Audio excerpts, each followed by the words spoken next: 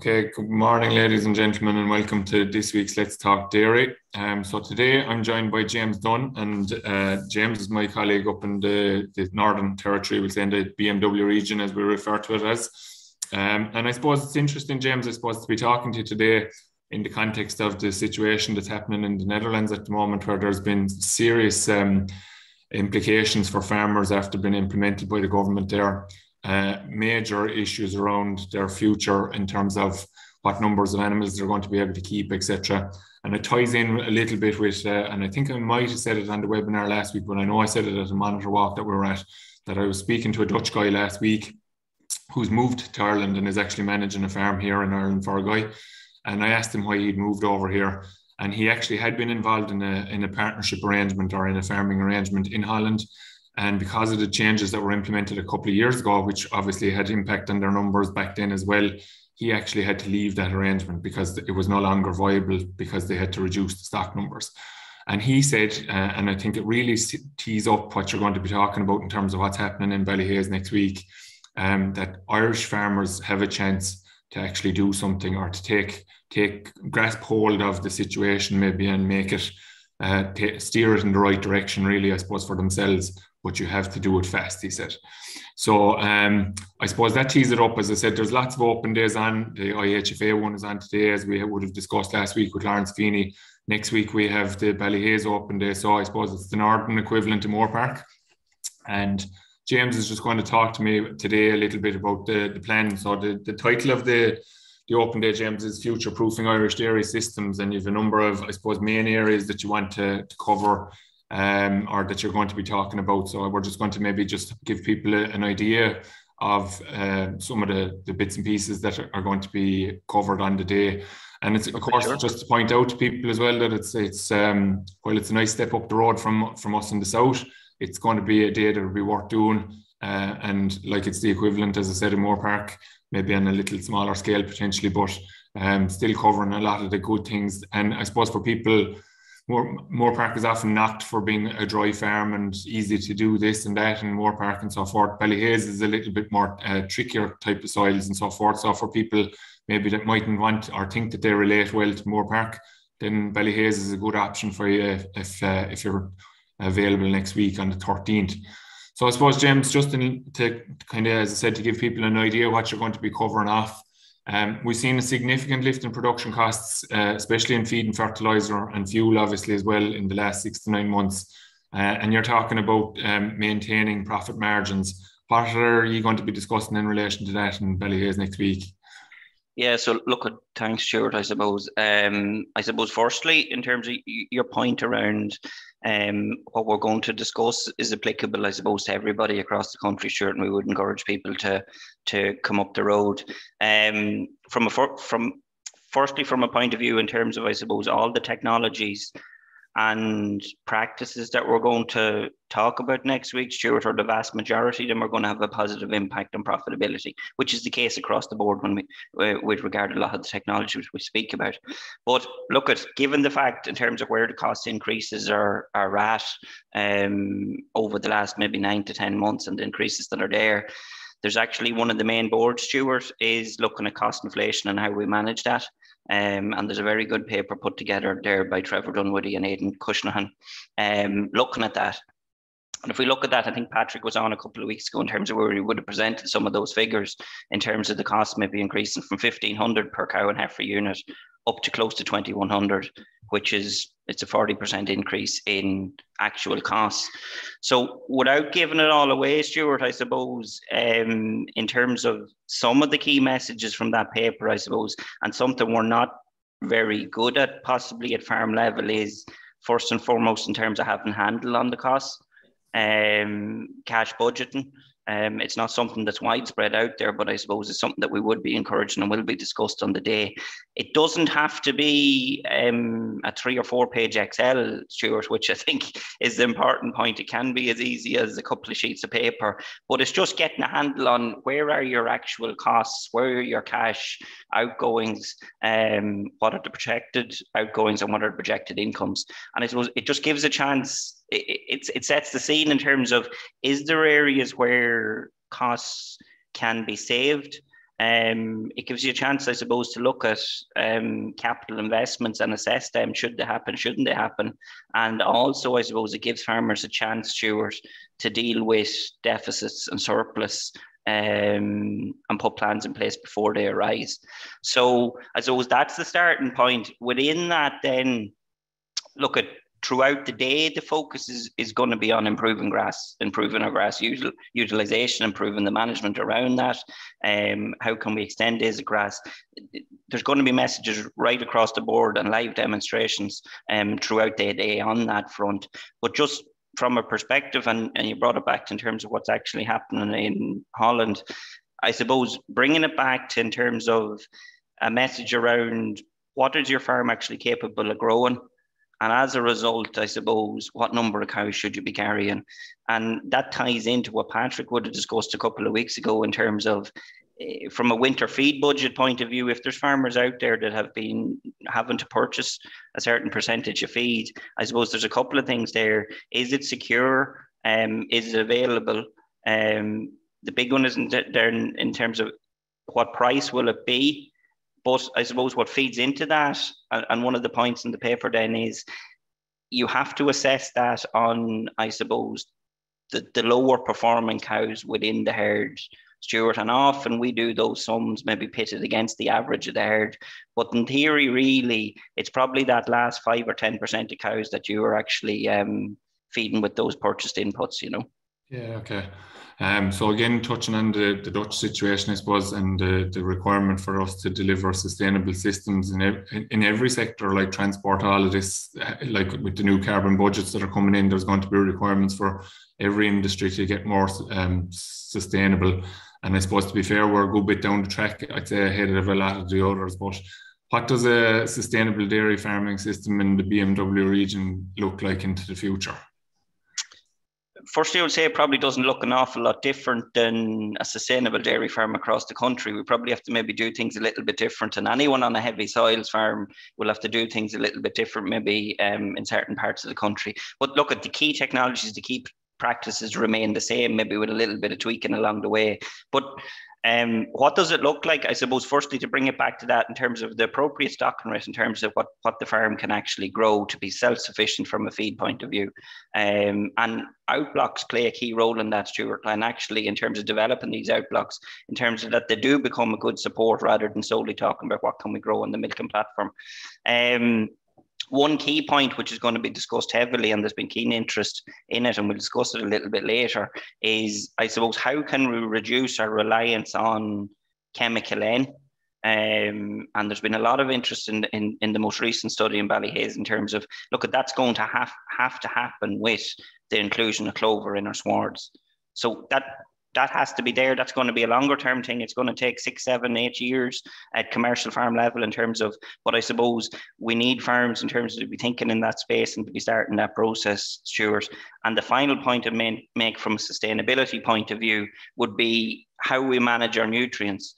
And look, there's been a big focus on that and will be throughout the day. And I suppose, where is that going to come from in terms of the nutrients that's on farm, making better use of our slurry, ensuring that we have adequate slurry storage, ensuring that we spread it at the correct rates and the correct time, and I suppose through the correct technology, which is your low emission slurry spreading technology.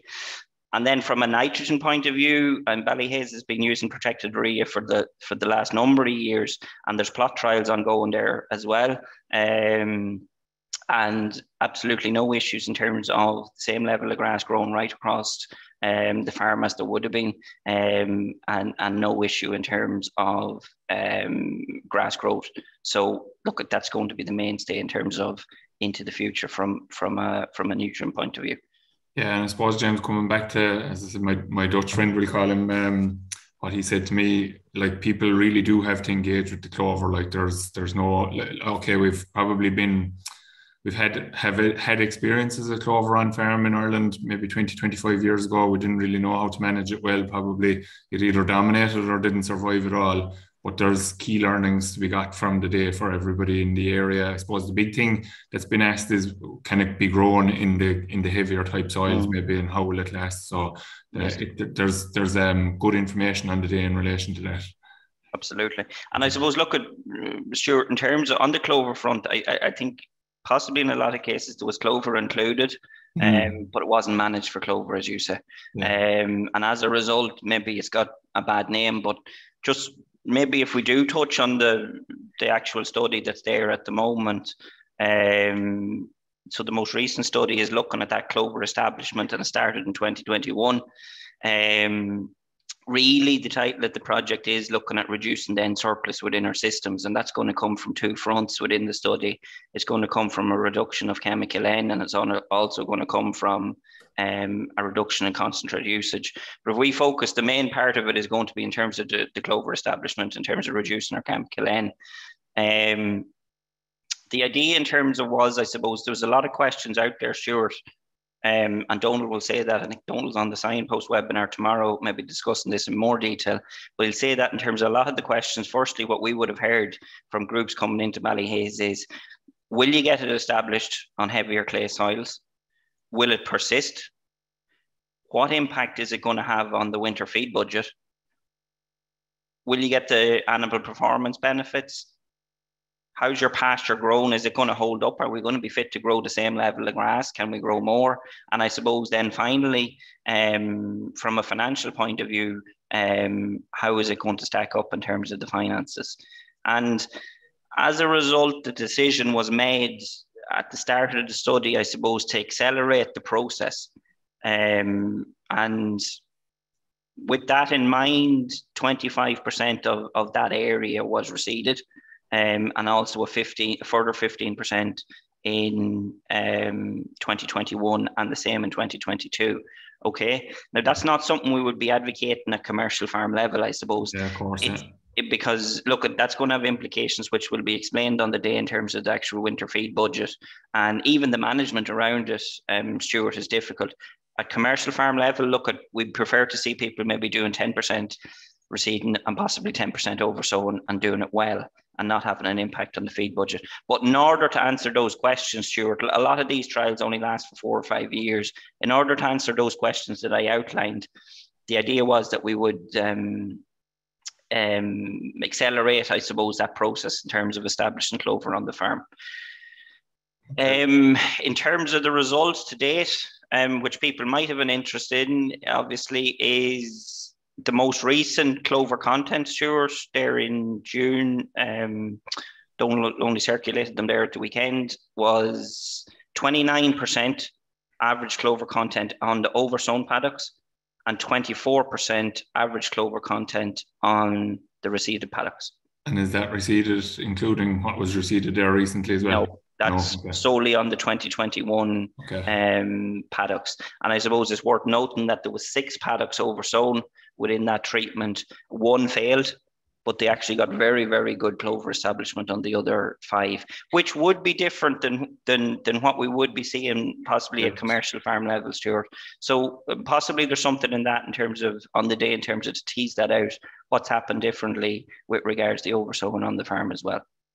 Okay, so I'll stick with the grass there, James. Actually, just you're saying that you're wondering, can you grow as much or grow more even, and obviously growing as much grass as possible. You mentioned about trying to reduce the concentrate, so there's no point in reducing the concentrate if you're not growing the grass. But if we're growing the grass, it gives us the scope to reduce the concentrate. But what about utilising it all? Absolutely, and that's always the big question, especially in terms of groups visiting Ballyhaise, in terms of the heavy soils program, Stuart, in terms of how do we actually utilise more grass? And it's predominantly in the first round and in the last round, really, where grazing conditions can be difficult. The previous study in Ballyhaise would have looked at that in terms of an extended grazing group versus an actual average for the area. And I suppose to summarise it in short, and it can be discussed will be discussed further next week. But to summarise it in short, there was 35 days of a difference in terms of grazing season length between the two groups, okay? And when you actually look at the data in terms of how that was achieved, the age-old practice, Stuart, of on-off grazing, if on-off grazing didn't happen, the vast majority of those days wouldn't have been got, if you get what I'm saying. And it's part and parcel, definitely, of utilising more grass on a farm with slightly heavier soils, absolutely. But I suppose the point being on that, and there's always the questions around the level of poaching, Stuart, is it having an impact on soil structure? Through that study, there was measurements taken on the level of poaching across the 4 years, and also the bulk density of the soil, which is a soil structure measure. And there was no negative impact between the two groups. So there was actually no difference between the two groups. And coming back to it again, it's really down to the on-off grazing. But look, we've heard it a million times. Good roadway infrastructure, sure. Plenty of spur roadways. Correct paddock setups in terms of good square paddocks, not too deep. And look, in terms of on-off grazing, we need good facilities in the yard as well, in terms of being fit to bring cows back in, that they're all fit to get a bit of silage. So all of that, I suppose, ties into actually utilising more grass. And that's the thing. Ballyhaise's group, it grows 14 tonne of grass. That's the average for the last 7, 8, 9 years. We can grow as much grass as the vast majority of farms in the country. It's just actually utilising it that there probably is there's a greater level of work involved, you know. Yeah, okay. And of course, the other thing is having common sense. There are times when cows just stay in sheds there too, like they're not put out for the sake of trying to get the days in grass, like they're not put out because it makes sense to put them out. Absolutely. And I thought, look at, and Barry will be there on the day where he can be questioned in terms of how he manages that. But like, there is days where you will get it wrong. And as you said, there's days where you just have to give up and you have to come in for whatever it may be, 2 or 3 grazings. But I suppose the point being is, when you stop, it's really reassessing and when can I start again type of thing, rather than staying in for a week or 10 days, because time moves quickly at that time of year. Yeah. So I suppose, again, the other hot topic then, of course, is carbon efficiency. So the nitrates is the big thing that's kicking off in Holland there at the moment. And look, water quality is obviously nearly even a bigger problem, or potential problem, banana skin for the Irish industry at the minute, even ahead of the carbon efficiency. But making everything as lean as possible in terms of the carbon footprint in the short term, with carbon neutrality maybe being a longer term potential aim. And people might think that that's mad, but it may not be beyond the bounds possibility for agriculture, especially with GWP STAR and all those changes that could potentially come in, that we may actually be able to achieve carbon neutral farming potentially. While the breeding side of it isn't the only piece of the jigsaw, what can different breeding decisions, how can they influence a farm's carbon hoofprint, we'll call it? Yes. Yeah, and Donna, Barry will be there on the day. Actually, Donna and myself are on the board, I suppose, looking at this. But look at it, it's well published, sure, in terms of, we know higher EBI cows have a lower carbon footprint. And if we look at the stats, from the inception of EBI, a kilo of milk solids, the carbon footprint of it today is 14% lower than it was then. So I suppose that's the direction of travel. But within that, then I suppose is the real questions in terms of how can we actually accelerate that. What are we looking for?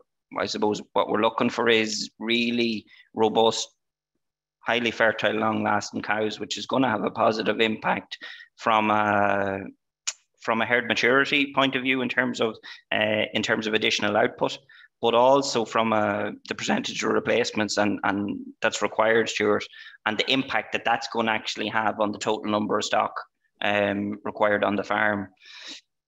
Within that, then I suppose what we want to look at is in terms of how can that actually be achieved. So in terms of accelerating, I suppose, that genetic gain, Stuart, through the use of sex semen, selecting the best cows in terms of that should get dairy semen.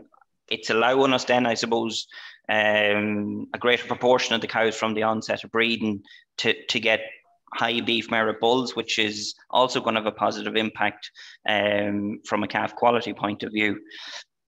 And then I suppose, finally, there's the question around actual performance and the idea around voluntary culling there as well, Stuart. You know, there's some very nice data actually going to be presented on the day in terms of actually looking at the performance of herds in the BMW region over the last 7 seasons and the impact the breeding decisions have had on those farms.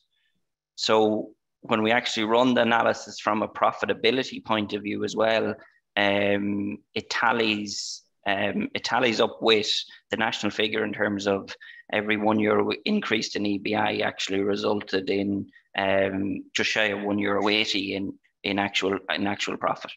Okay, very good. And you talked about the profit there now. So some people say it's not all about the money, but no matter how much you love farming or dairy farming, it needs to be making a good return to stay at it. So you kind of touched a little bit on maybe what you're going to do there in terms of the financials. But I suppose the budgeting piece for a change this year is actually managing the money that's going to be maybe available to the farm. Because I suppose yourself and Patrick would have done a nice bit of work late last year and early on this year.